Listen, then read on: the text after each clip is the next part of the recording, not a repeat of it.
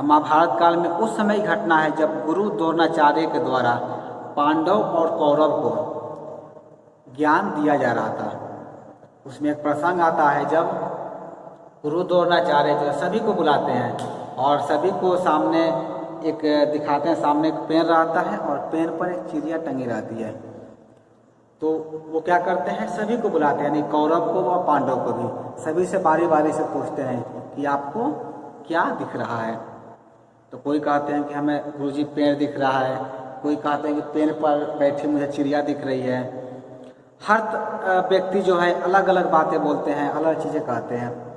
और गुरु द्रोणाचार्य का ये कहना रहता है कि आपको क्या करना है, चिड़िया की आँख में तीर मारना है। तो तीर तो चिड़िया की आँख में मारना है, लेकिन उससे पहले वो पूछते हैं कि आपको दिख क्या रहा है। तो जैसे कि आप सभी जानते हो कि पांडव 5 भाई होते हैं, तो सबसे जो बड़े भाई होते हैं जब उनको बुलाया जाता है तो वो बोलते हैं कि मुझे पूरी चिड़िया दिख रही है, चिड़िया के साथ साथ पेड़ भी दिख रहा है और पेड़ पर के तने पर जो चींटी चल रही है वो चींटी भी हमें दिख रही है। यानी कि उनका ध्यान क्या है, पूरे संपूर्ण वृक्ष पर है, संपूर्ण वृक्ष के एक एक चीज़ पर उनका ध्यान है।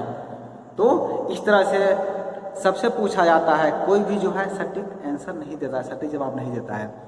लेकिन जब अर्जुन की बारी आती है तो जब अर्जुन से पूछते हैं, गुरु द्रोणाचार्य जब अर्जुन से पूछते हैं कि अर्जुन आपको क्या दिख रहा है, तो अर्जुन कहते हैं कि मुझे बस चिड़िया की आँख दिखाई दे रही है और मुझे कुछ दिखाई नहीं दे रहा है। यानी तब कहते हैं ठीक है आप तीर चलाइए, और अर्जुन तीर चलाते हैं और तीर जो है केवल चिड़िया के आँख में ही जाकर लगता है। आप सभी ने भी ये प्रसंग पढ़ा होगा।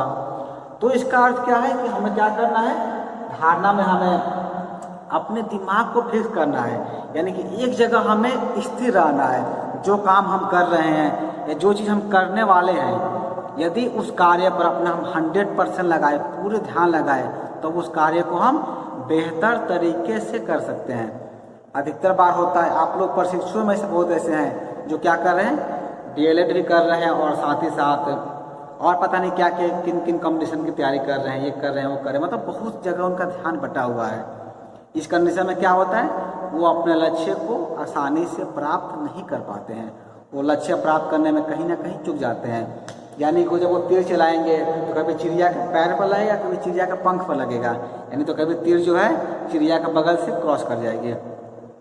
बहुत लोग बोलते भी हैं कि हम इतना नंबर से छूट गए, इतना नंबर आता तो मेरा ये क्वालिफाई हो जाता, हम ये पास कर जाते हैं। ऐसा क्यों होता है, क्योंकि आपका ध्यान उस अर्जुन की भांति चिड़िया के आँख पर नहीं है। यानी कि आपका जो ध्यान है, आपने जो धारणा बना रखी है, वो पार्टिकुलर एक जगह पर नहीं बनाए आप। यदि आप ध्यान एक जगह बनाए रहते, यदि आपका पूरा ध्यान क्या रहता, केवल DLED पर आता, तो आप DLED करने के साथ ही कहीं ना कहीं शिक्षक बन जाते, आपका सीटेट क्वालिफाई हो जाता। ऐसा क्यों नहीं हो पाता है, क्योंकि आपका ध्यान बहुत जगह बटा हुआ है। यदि आप अपने ध्यान को एक जगह केंद्रित कर लेते हैं, तब क्या होगा, आप उस अर्जुन की भांति ही चिड़िया के आँख में डायरेक्ट तीर मार सकते हैं। यानी कहने का अर्थ यह हुआ कि आप जो है क्या कर सकते हैं, आप अपने लक्ष्य को बेहतर तरीके से प्राप्त कर सकते हैं, आसानी से प्राप्त कर सकते हैं।